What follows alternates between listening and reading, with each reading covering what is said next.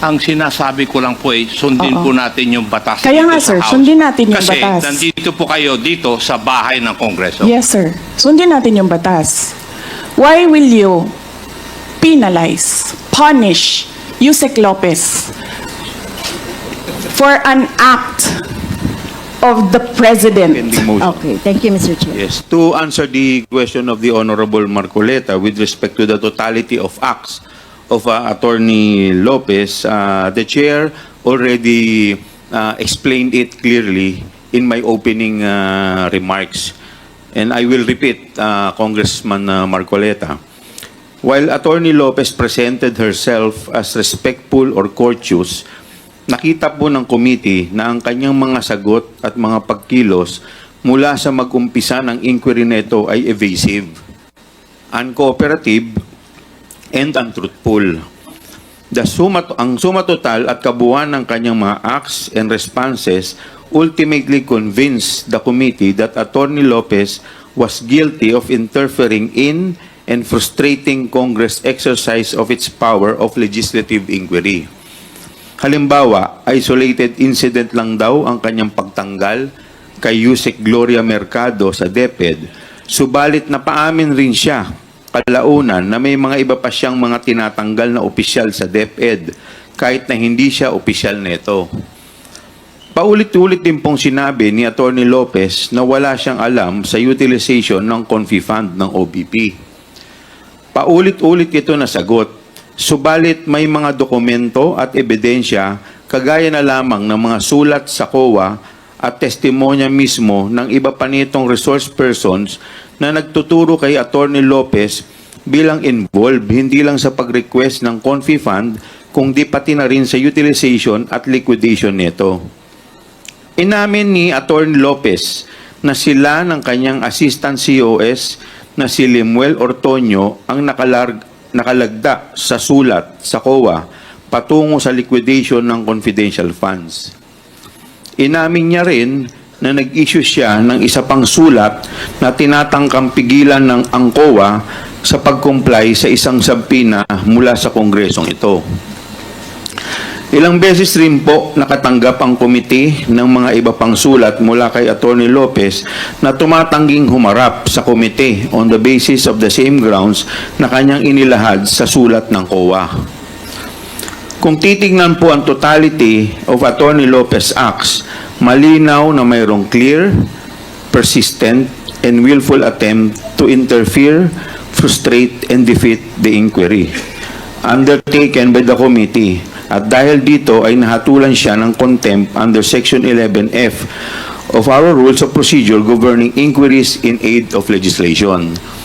During the course of the hearing, Attorney Lopez was asked, tinanong po siya kung sila po ay nagsampa ng kaso dito po sa Supreme Court, dito po sa request ng Kamara para humingi po ng mga dokumento at sinabi po niya ay hindi.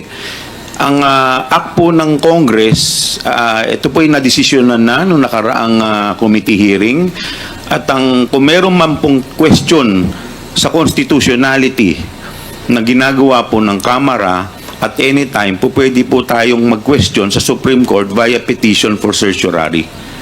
Maraming salamat po, Congressman Marcoleta. Mr. Chair, yun nga po yung tinatanong ko sa inyo kanina kung paano ginanap yung assessment ng totality of evidence. Sapagkat kung napansin po ninyo, isinama po yung di umano ay pagtatanggal ng ibang kawani ng DepEd na wala yatang ang pagkakatingin ko po sa mga minutes ay wala pong due process na pinagtatanggal po sila. Isa po yun yata sa ebidensya na ipinasok ninyo sa totality. Tama po ba? Isa lamang po yun sa mga napag-usapan po. Gusto ko lamang pong puntuhan Tama yun po. sapagkat ako po bilang isa, tinanggal po ako sa lahat ng aking committee. Hindi ko man lang po alam kung ano yung kasalanan ko. I was not even informed. The first element of due process is notice. I was not notified. What did I do wrong? Wala po. Pero pinagtatanggal po ako, tinanggap ko naman eh. Pero wala pong due process. Yung po ang gusto kong ipaintindi rin. Pati nga po yung membership po sa Commission on Appointments na wala namang kinalaman dito sa gawain natin sa Kongreso, tinanggal din po ako ron. Meron po bang due process? Tingnan po ninyo yung ginawa niyang sulat. Point of order, Point Mr. of Chairman, order. point of order. What is the point I of think, order, Mr. Congressman Chairman, the Fernandez? good gentleman is not under investigation in this committee, and we are investigating other matter. If you wanted to be investigating Mr. that Chair, matter, I think, I Mr. still, Chairman, I this is not still the have right the point. floor, Order Mr. is Chair. proper. I still have What the is- floor, Mr. What is the Marcoleta. point of I'm still- order? the point of Congressman order. Marcoleta, Motion to please wait to be suspend, Mr. recognized. Chair. 1 minute Pwede suspension po bang declared by the pigilan chair. ng isang nagsasalita? Mr. Chair, while you are suspended, may we respectfully request that all the employees of the Office of the Vice President sit together so that we can easily confer with each other, because the other employees are quite few seats away from us. So we want to sit together so that we can confer easily with each other. Please, thank you.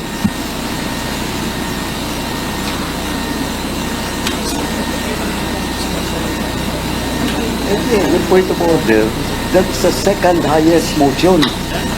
So he has to respect it, the point of order of, no. You don't know. May I proceed, Mr. Chair? The point of order is the second highest motion. May I continue, Mr. Chair? Mr. Chair, The point of Congressman order... Apop is recognized. with the indulgence of the Honorable Marcoleta,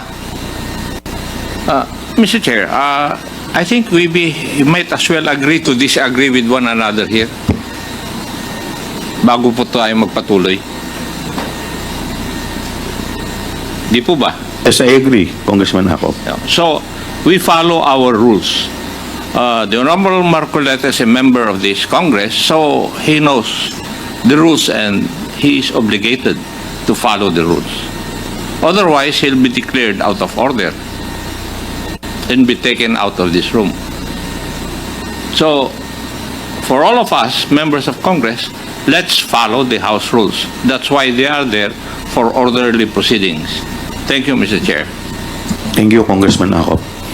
We will now proceed to the next item in our agenda. Wala na po Mr. tayong... Chair, respectfully, may I say something? Yes, Honorable. Mr. Chair, Yes. Honorable Vice Mr. Chair. President, before I recognize you, would you like to take your oath? yeah. I will Mr. only Chair. recognize you if you will take your oath. Okay, Okay. let's do this. Please administer the oath of the Honorable Vice President. Your Honor, please raise your right hand. Do you swear to tell the truth, the whole truth, and nothing but the truth in this inquiry, so help you God? The oath has been administered, Your Honors. Thank you. I will recognize you now, Okay. Honorable Vice President. Yes. Mr. Chair, the position of Undersecretary and Assistant Secretaries and other appointed positions are positions of trust and confidence by the appointing authority. The resignation letters of the USEX and the ASEX of DepEd were accepted by the appointing authority. And who is that? Mr. Chair? The President of the Republic of the Philippines.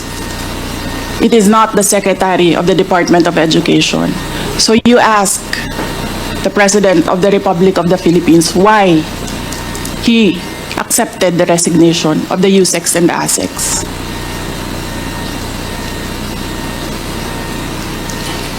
What is the point, Honorable Vice President? Ang sinasabi ko sa inyo, bakit nyo kine-question ang due process? Tanungin nyo ang appointing authority, bakit niya tinanggap ang resignation letter?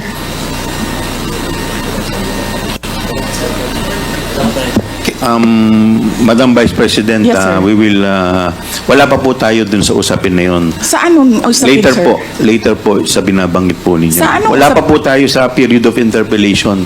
Bubuksan ko pa lamang po ang period of interpellation. Yes, sir. Nandun na kayo sa topic. Hindi po tayo nag-i-interpellation ngayon. Madam Vice President, nag-uusap po muna ang mga miyembro.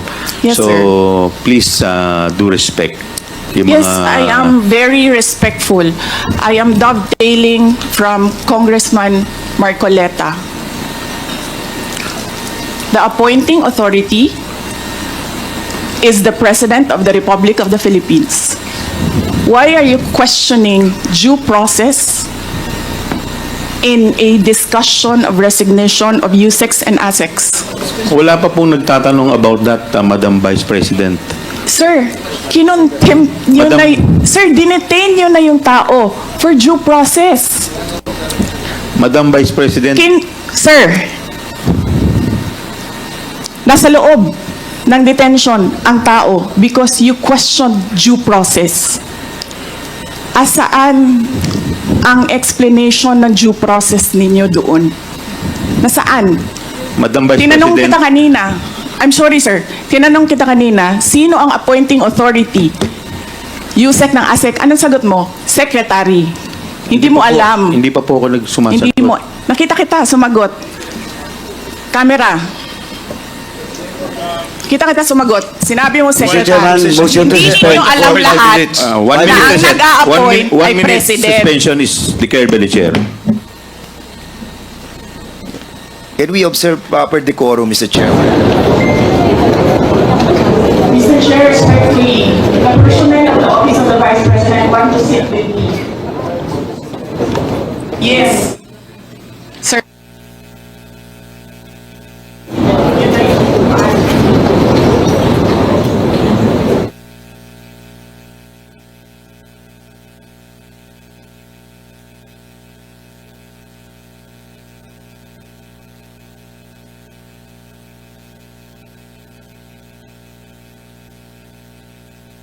Chair. Mr. Chair, Mr. Chair. may I be allowed? Yes, Madam Vice Yes. President.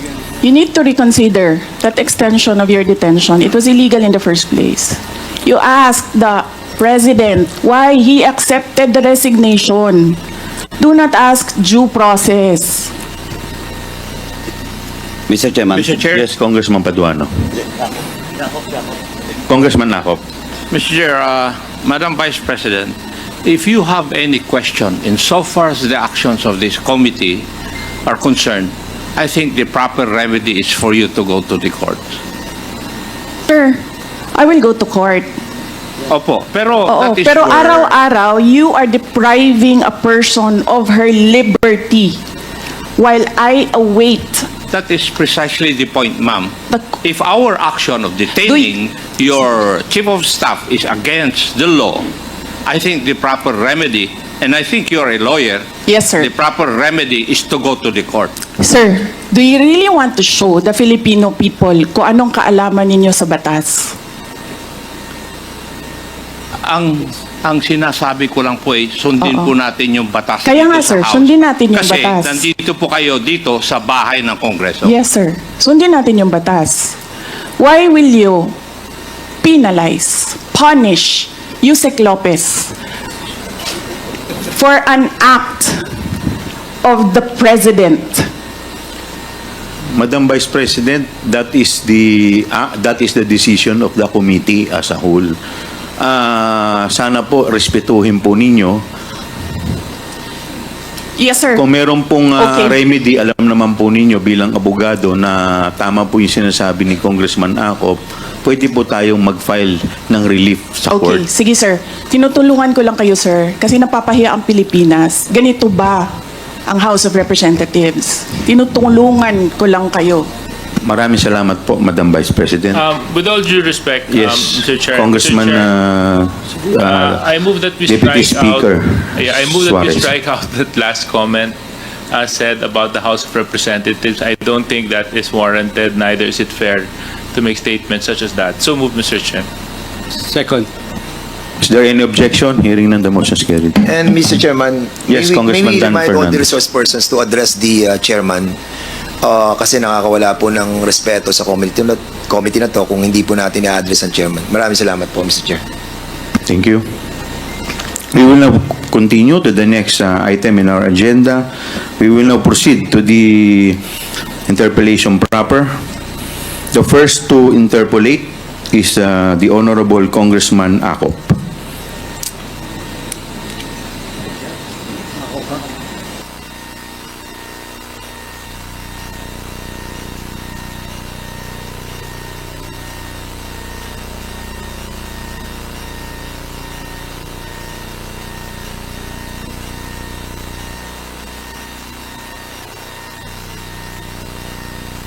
Thank you, Mr. Chair. Muna, bago sasagot si Ma'am. Okay. Hindi ko pa nababasa yung kanya statement. Pero pag nabasa ko na, maghanda kami ng sagot. Kasi hindi ko rin palalampasin yung ginagawa nila sa akin. Kung sasabihin na raw kayo ng NBI, I would gladly answer yung gusto nilang mga tanong na ipasagot.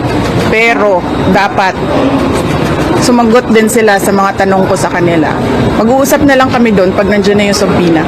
Ma'am, si Colonel Nolasco, how's the professional things? This is the reason why we don't want to discuss confidential funds, and yan kaya may batas na bawal pag-usapan ng confidential funds. Ulit na namin sinasabi sa House of Representatives. Ma'am, pero tama po ba yung testimony kanina na it was you designated? We will wait for Colonel Nolasco. Next question, please. Ma'am? Last two. Or make it brief. Make it brief. PM said po na kung ganun po kadali magplano pagpatagsay sa presidente, paano pa kaya sa pagkaraniwan ng mamamayan? Kung ganyan kriminal na pagtatangka, hindi dapat pinapapit ang pas. Yan ay aking papalagan, sabi ni PBBM. Oo. 'Di ba? Pumalag nga yung buong bayan nung pinatay ng pamilya nila si Benigno Aquino Jr. O ano? Next question. Ma'am, na-verbalize niyo na po ba sa administration yung tungkol sa threat sa inyo po kasi?